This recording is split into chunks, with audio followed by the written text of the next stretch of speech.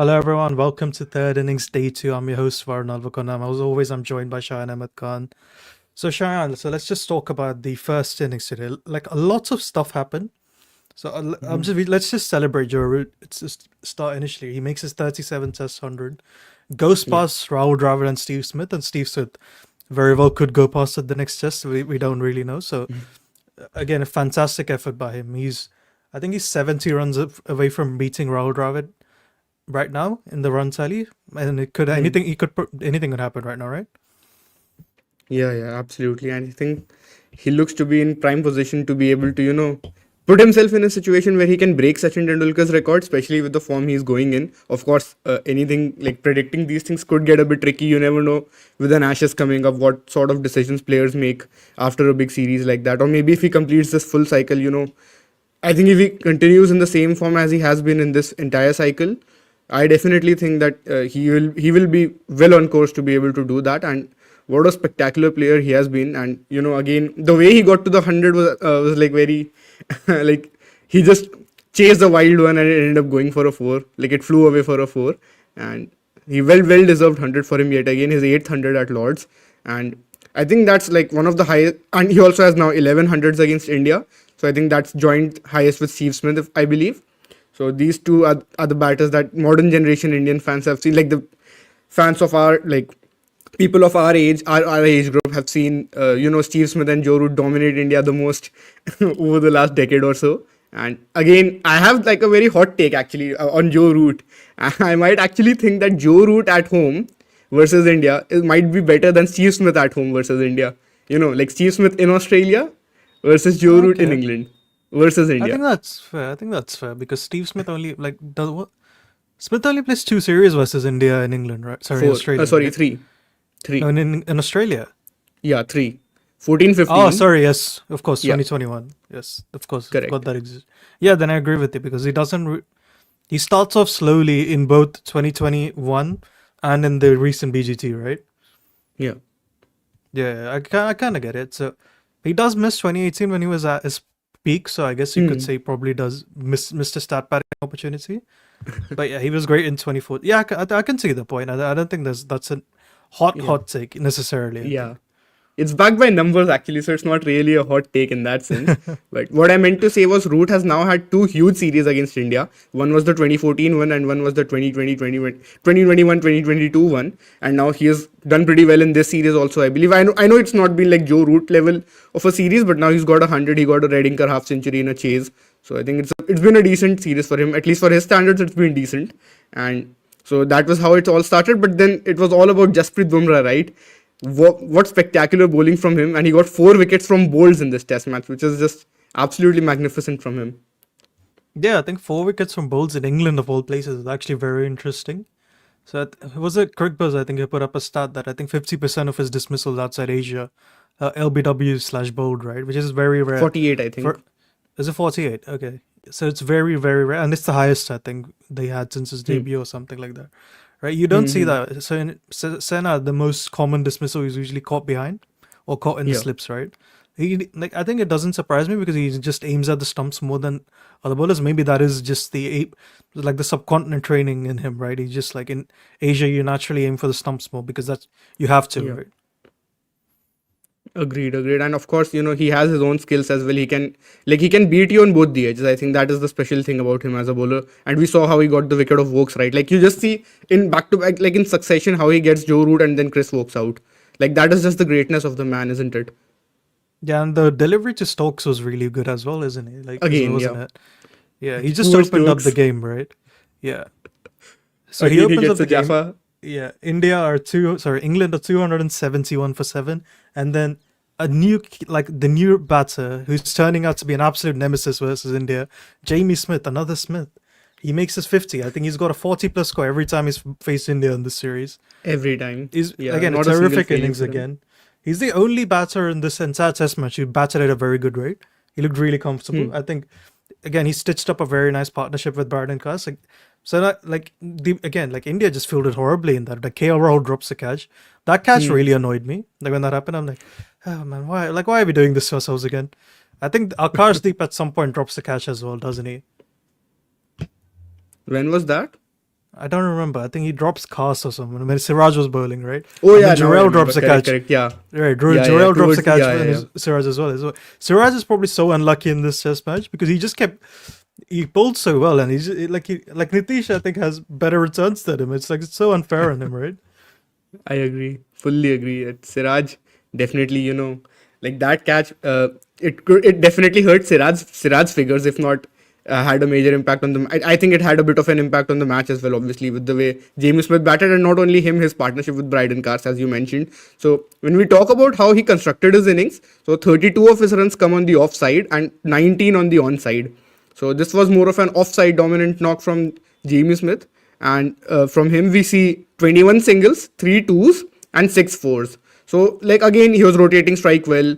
We can say that comfortably, and he got the boundaries as he usually does. And I think he was playing like his shots also looked just really good, really crisp batting shots, and I mean really good work from him. And I think what do you have to say about Bryden Cars? Another tail ender scoring runs against India, another player in that narrative.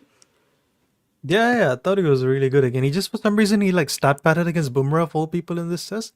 Like he just kept driving Bumrah. Like I don't know how that happened, right? Such a weird thing. So, yeah, like again, Yeah, it's no. just started the narrative that India bad versus the tail, but then it's like they were brilliant versus the tail in the last test, right? So it's like I think with India, the issue with them versus the tail is it's either they're incredible at dismissing them or they just let these big partnerships happen. Yeah. Doesn't seem to be like a consistency with them, right? So I think so. Hmm. If you look at the overall averages, I think they're still one of the best teams at dismissing the tail. But it's Hmm. just that they sometimes just have these kind of slip ups, right? Yeah, yeah. And as you mentioned, with Bryden Cars, he gets 23 of his runs against Bumrah and Yeah. 15 Okay. against Siraj and 9 against So Akashdeep. mm, Yeah, so those were the the three, I England think. finished with 387 runs. So how do you think that was as a score on this pitch from what we've seen so far up to that point? I think it was a good score. I think, considering it was a bit of a slower wicket and with that bit of a collapse in the middle as well, I think England did a good job getting there. But I also don't think that as people have been pointing out, India's fielding was definitely again a bit of a worry in this innings. And if had and I actually remember there was one run out sort of a chance as well for Stokes early on, although he gets out eventually. But I think it was Jaiswal who like just misses a run out. But if that hit, that would have easily been a run out if I'm remembering this right. So if we are looking at it in that regards, the fielding definitely played a bit of a role, and so I think India could have maybe bowled better. What do you think they could have done differently, like in terms of attack, like their lengths and lines? Yeah, I do think we went from being like, oh well, India has a lot of bowling to then just being like, well, does Bumrah have to do everything again very quickly in this test match, right? Like it just like the shifts happen so quickly. I think it's. I also think like we probably have to talk about it. The whole ball change thing kind of just like Hmm. mentally, I think rattled them for a bit, so they just probably just lost Yeah, focus, right? Like it was such a weird definitely. like period of play that because I think it's like people were annoyed by it, but I think I just found it amusing. Like the drop catches annoyed me far more than the ball change did. Yeah, yeah, yeah. I agree fully. And I there is a major issue with the Duke's ball, bro. Like we just cannot hide that fact. One bit, and of course, people have been covering it. Said Monga's piece was a brilliant one that that pointed out the flaws and how it's getting harder to take wickets with the older ball simply because it becomes soft early and they just keep constantly changing the ball. It also wastes time, as people have been pointing out. Over rates have been an issue. So it's just a bad look on the Duke's ball in general. And even Stuart Broad I think tweeted something really good on this, and I think my thoughts echo with his as well. And a lot of people, like, in hindsight, they were like, maybe they shouldn't have changed the ball. The earlier ball, I think they showed that stat also on the graphic, that the first ball was swinging 2.2 degree, the other one was swinging 1.3 degrees. So in that regard, maybe India missed a bit of a trick. But like again, it's hindsight, it doesn't really mean anything. And of course India were very fair to question if the ball is getting bad after 10 odd overs of the second new ball. I don't know what to say, man. Really So I think frustrating. Gill and India were right to ask for the ball change, but what I don't understand is why did they ask for a ball change? Like I'd get it if they didn't get wickets, but like the ball is still doing a lot for you, even if it's not in great shape. Would you change it until you know for sure it's not moving anymore? Right? I think NASA brings up that point, right? On Sky, he's like, well, there's no. What's the point of changing it if it's done? If Bumrah's moving it everywhere, right? And I think that I do kind of see the point in there because we can't also deny the fact that the Duke's ball has become shit in the last 3 years, right? It's been Hmm. terrible. Like we don't really know why that is. I don't. Plus, again, it's not even a case of like.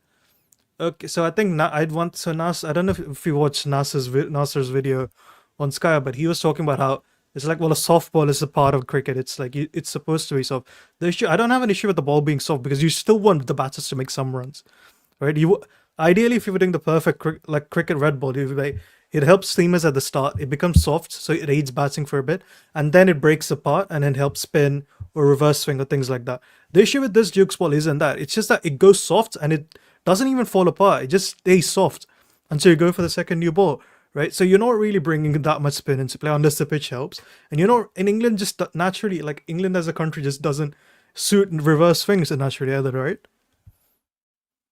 Correct. Absolutely agree with you there. And so I was reading what the Duke's ball manufacturer, had to say about it. So he was like, if I made a really hard ball, it would have broken bats. He's like, every ball gets criticized. It's not just the Dukes, and Shubman Gill is not even known to be a six hitter, but he was hitting sixes. The ball is clattering into the pillars and benches and all that.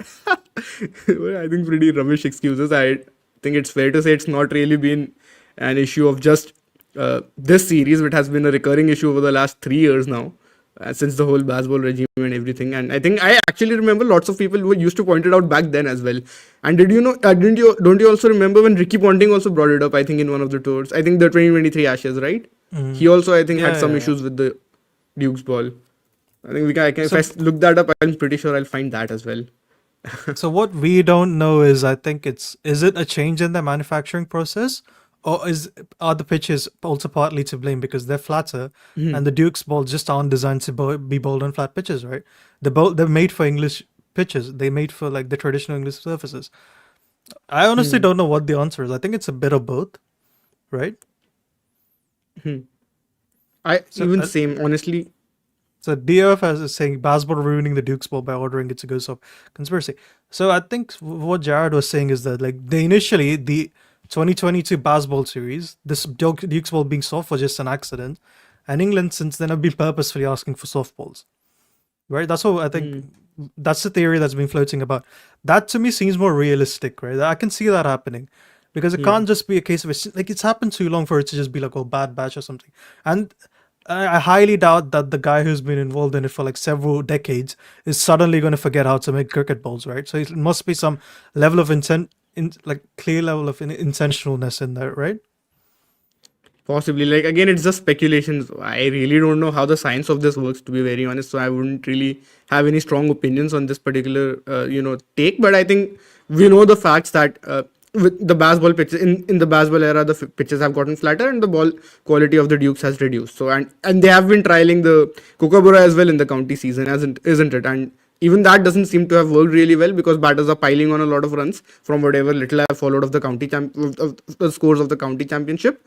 And again, it's not a pretty look on the game, I would be honest. And it's just irritating to keep seeing, like, the captain coming up with asking for a ball change and everything. It's just like, as a viewer, it just disrupts the flow of the game, honestly speaking. Yeah, definitely. I think it just stops the play. And also, we have to talk about India's overrate again was horrible, right? It's like, Mm-hmm. so it's like, again, it's like, why are they, like, it's so slow. I think it's like, I will talk about England's issues with this as well. England have had issues, and India have just been as guilty. And India can't really use, like, India have had Jadeja, right? It's like they were slow on top of Jadeja bowling like 15, 20 overs, right? It's a bit crazy, isn't it? How many Sorry, overs both did they solved, bowl in right? the first session today? I don't think they bowled today. I'm like, fair enough. I don't think either of them bowled a lot, right? Does Washington Sundar even bowl a lot? I can't even remember the spinners bowling too much today, honestly. Yeah, same. Mostly I just have the barely any pacers who were recollection bowling. of it. Yeah. So I think Are, by the time it was lunch, it was 105 overs, and they mm, started at 83. So yeah, 22 overs. Yeah, that's not great for sure. That's pretty terrible. That. And yeah, completely agree with you. England bowled how many overs today? About 44, 43, correct? With Yes. 2.5 hours here, 2.5 hours, and 1 hour there. About 1 hour So, there, a yeah. bit more than 1 hour. I think So, combine both of those, mm-hmm. It's still a bit slow, I guess. Not that bad, considering what we've seen from them is relatively better than that probably. But yeah, more or less, I think that's true. So we'll just take a quick break, and once we're back, we'll just briefly talk about India and day 3. Brian Lara used pot plants to work on his placement. John Wright glued his glove to his bat. Sachin Tendulkar dug up practice pictures. Tatenda Taibu cut the top off his bat. Claire Taylor used a hockey grip. Steve Smith was from tennis. Dean Jones would call phantom runs. And Victor Trumper turned the nets into a war zone to survive.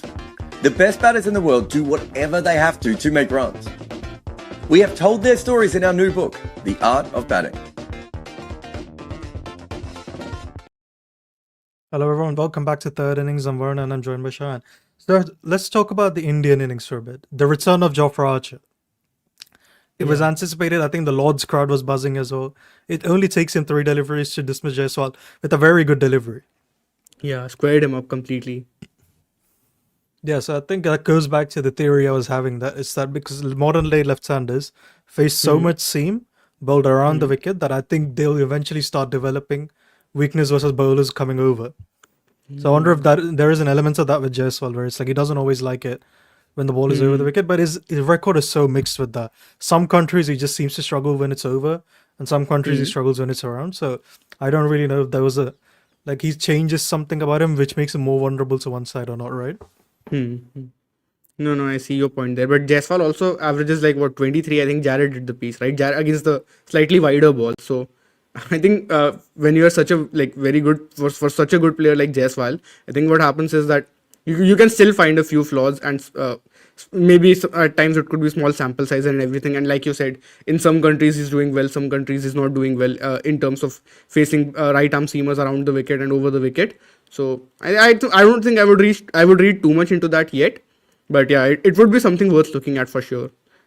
And also, as Vansh is pointing out, Archer is just better bowler to left-handers than he is to right-handers, right? Fair enough, yeah. I think that makes sense, right? So then once that's happened, KL Rahul and Karan Nair start batting together. And Karan Nair, a bit like how we were talking about in last test match, at some point I don't think he realized he could use the whole of his bat to make runs.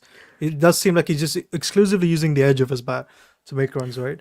But again, I think he's got a very simple role, and that's just delay Shubman Gill. And to be fair to him, he does do that today, even though it was scratchy as hell. Right? He is our own Ollie Pope.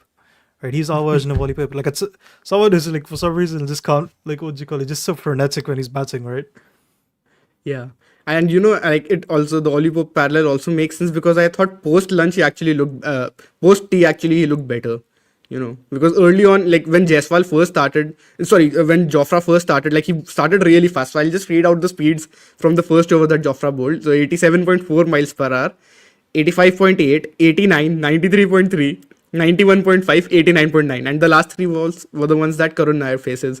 Just imagine you're playing your third test match after such a long time, and what happens is you're going up against Jofra Archer at full tilt. You could just see how many issues that could cause for even a very experienced batter at the domestic level like Karun Nair. That is the different thing. That is a completely different thing when facing high pace. It's just, these are the sort of skills that we often talk about. That you can't really judge this just from domestic cricket raw stats. And even though I think, as you mentioned, Karun Nair did his job again. He again gets the start. And I was talking to you about this, right? Every single time he's managed to delay Gill's entry point past the 20th over. So I think if we purely look at it from that lens, and from the point of view that when he's batting well, when he's hitting those shots, those drives, he looks really good when he's doing that. In the middle, he looks a bit more scratchy, but I think I don't really mind his contributions at number 3 in the last 3 innings. I'll be like, yeah, okay, he's done a decent enough job to delay Gill's entry point. But yeah, as people have been saying, if you can't even get a 50 on these pitches in 3 matches, you should be fighting first. But no, I agree with that. I'm not saying that just blindly give him a long rope, but maybe if India win the test match, they probably wouldn't be wanting to tinker around too much. But I was also, I think, always of the opinion that Sai at number 3, more of that hype train, that Sai at number 3 seemed to be a better option to me personally. So if that happens eventually, I won't really have any issues with it. But just looking at the context of the last 3 innings, I think he has done a good job in that regard with delaying Gill's entry point. And today, of course, Gill didn't make runs, but I didn't think Gill looked bad while he was batting for the most part. I actually thought he could again make a big score, but the way he was playing. But eventually, and we have to now talk about how they set him up, right? So what were your thoughts on that? Yeah, I thought it was very well done by Stokes. It's incredibly well done, right? It's like we saw that in the past two test matches. Gill was standing outside his crease versus pace just to counter that, right? Because I think it helps him leave the ball better and just play the defense better. So Jamie Smith was at the stumps keeping to works, which meant that Gill just couldn't use his feet, and I do think he just got a bit stuck, which does cause the outside edge, right? Which is something we haven't really had an issue with so in this series with him, right? Plus, they also in the previous over, I think it was Manjrekar who was mentioning this, that they were trying to attack his stumps in the previous over. So because of that, he was a bit more conscious of that one. But then they tried like that. The ball that gets him out was the one that gets his outside edge. So I think in that sense as well, it was good bowling from England, good planning. I didn't really have much issues from Gill's knock. Apart from that, as I said, I thought I like this version of him where he can also really gear it back and play just hard grinding out defensive sort of cricket. I know it's not going to work out every single time, and full credits to England today. But I actually think like even with the 3 wickets, the way India were bowling yesterday at around the same overs, that I felt India bowled better than England bowled today. Like I didn't really somehow feel that England were bowling that well personally. Like I know Jofra had that really good first spell, and then even after that, like his pace was up constantly, and he was creating chances and everything. Like or at least like causing trouble, if not creating a lot of chances. But yeah, that was my take, I think, on English bowling today. I don't think England necessarily bowled. Sorry, I don't think India necessarily bowled better today. I think they bowled better in this test so far. No, not today. I'm saying up to that point, like around the 40th over. How many overs have India played? Yeah, 43, right? Then I completely agree with you. I think India just even up to this point, like even you would say up until this morning, right? Up that Bumrah spell, I think India were definitely better. They seem to have a plan. I think England again, like they just look a bit they just look a bit lost at times. I think England, right? I get that completely. Also, we have to talk about KL Rahul, right? He's got a 50. He looks so solid out there. He defended the ball well. He left the ball well. He drove as he always does. He's a brilliant driver of the ball, isn't he? Right? Again, Absolutely. fingers crossed. Does he make a third Test match 100?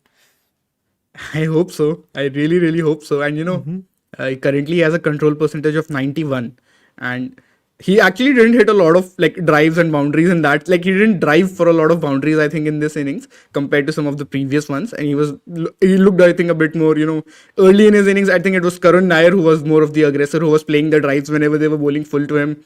Like he would try and take it on and just, play the drives. But KL was just looking very comfortable, very calm, like almost like this cool, calm presence at the crease. As I've always said, like as an Indian fan, I think whenever I see KL Rahul batting in Test cricket or even in ODI cricket, you just feel very safe. The way he's playing on like varying sort of conditions. I know he's never going to be like an all-time great player or anything, but he's been a very high-functioning role player across formats. That is what my opinion on KL Rahul has been over the years, and I know very, very polarizing cricketer. Lots of people really like him as well. Lots of people have very strong hateful opinions on him as well at times. So because of that, I've been thinking that I really, really hope that KL gets this one big score and he has that one big series, because we know that he has the ability to be able to do that. And today I think seems to be a good start, and also for the reason that India needs someone to match what Joe Root did, right? For just that simple reason in the context of the game. Yeah, I completely agree with you. Again, he's very important if India wants to, let's say, even the score and also potentially gets a first innings lead, right? I think as people in the comments have been pointing out, like India may just have to bat the entire day tomorrow to be in a good position in this test match. Like, will that happen? I honestly don't know, because I don't think I can make sense of this picture. And as I'm just as confused about it today as I was yesterday. It's like I don't think it's like really helpful to bowlers, but none of the batters can make any runs on it. Correct. Right? Correct. Yeah. But India have the X factor of Rishabh Pant now. So if Rishabh Pant is batting and he's looking pretty solid for the time that he has been out there. Control percentage of 94 for him. And he also had that one lap shot that he usually plays, that falling off lap shot. He got a double of Bashir, I think, playing that shot. So, and I think he had a slog sweep. He had a sweep as well. I think looking pretty solid to me. And I hope that this partnership is going to be really, really critical. Again, we know Jadeja has been among the runs as well in this series. then Nitish Kumar Reddy could be due like a big a contribution, and especially if he's coming in against the older ball and on a wicket that it hasn't really been a very difficult. It's not a wicket where the ball is moving loads, but yeah, it's been a bit of a slower wicket as we've been saying. So it will be interesting to see how Nitish, and let's say if England bring on Archer against Nitish, how will that match up? That will be pretty fun. I think that will also be a very crucial part of this. And India now have that elongated batting lineup, right, with Washington Sundar at 8 and everything. So I hope that India close in on the lead as much as possible. I do think they have the ability to be able to, at least come close to par of what England have made. I think it's from my reading of the game so far, I think India will end up doing just about enough to, be close to par. Like like maybe 10, 20 run plus minus of what England have done is what I feel like right now. Yeah, I completely agree with you. I think at the very least they can't lose more than one wicket in the opening session tomorrow, right? I feel like we've said that every single day for some reason. I don't know why. Like I was another realize. I think I'm getting a weird sense of deja vu with that statement. I know you have been It's saying that. But I do think it's like KL again. I think it's at the very I think for India to even this, you almost need a KL 100 and like a Rishabh Pant 70 minimum Exactly. from Riyadh, right? Obviously, would love more than that from you both of them, of course. But that's kind of the way I'm like, if we don't see both of those things, or if only one of those things happen, I do think it's quite difficult for India to get like 387, unless again, of course, Yeah. we just have like the tail just wags and wags like what England's does. Like in Washington, Yeah. like Washington, I think is like almost like just like Jadeja. I don't think I've seen anyone else who's as what do you call it, like designed in a lab to make 40 of 100 as I've seen with Washington Sundar.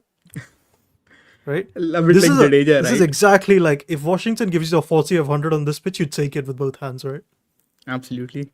Yeah, like I mentioned Jadeja because he also seems to have this thing of, regardless of the context, regardless of whatever is happening in the match, he will just be able to, bat like he always does. And that's a pretty, like, I think with both of them, I think that's a really, now of course we've criticized this tactic of India going a bit too defensive quite a bit, but it does help them with the batting. I think we can be fair and say give them credit for that. I'm not saying it's the right thing to do, but it's a tactic that has worked for them even in Australia, with like the long batting. It helped with the bat, like extending the run, especially at that time. The issue was that the senior players were not really making a lot of runs, but now we see that the top order is contributing, so it means that we probably don't need this tactic a lot. But again, purely in context of this game, I think the long batting lineup is probably going to help India ensure that they get close to England's total as much as possible. And I think this could shape up to be a really exciting test match if that is the case. And somehow today's day's play, I think, was a bit, not that exciting for me personally. I don't know why, like compared to the first day one. I think somehow that seemed more exciting to me. Apart from, of course, the Bumrah spell and then Jofra as well, like in that first spell, just cranking it up. That was pretty fun to watch. And of course, with KL Rahul, playing the way that he does, very, very like proper classical test match player. Sometimes I just watch him and I'm like, dude, why is this guy not averaging high in test cricket? I know it's a statement we keep saying over and over again, but you just watch him bat. Just watch him bat. He is probably going to be one of those players when he finishes his career. Maybe he ends up with like a 37, 38 average. People will be like, okay, what was the big deal about KL Rahul? Maybe we'll be saying, okay, you just had to be there. I think someone was mentioning in the comments, right? Is he India's second best, what do you call it, opener outside of Asia? After Gavaskar, probably, right? He probably is, isn't it? Like Indian openers just don't do well outside of Asia, do they?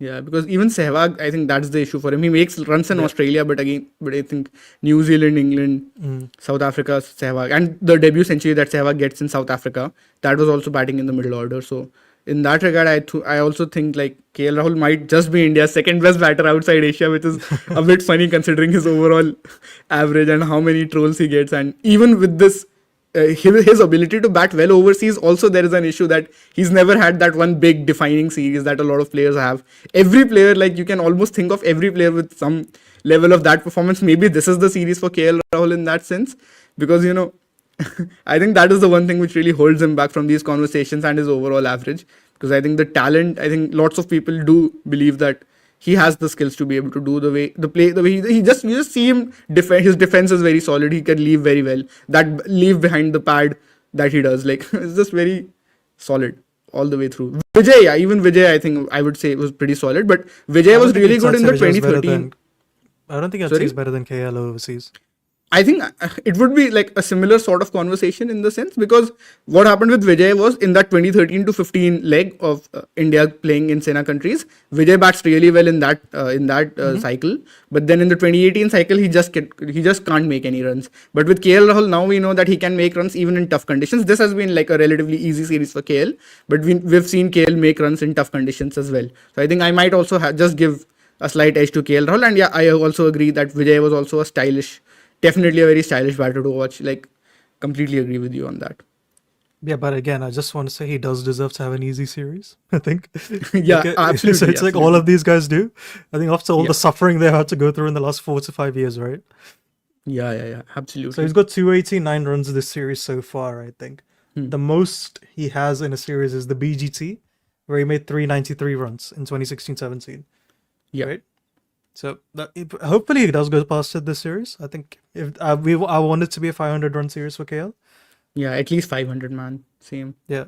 And then he can just flex so that even Sachin doesn't have a 500-run series. So that's good. Right?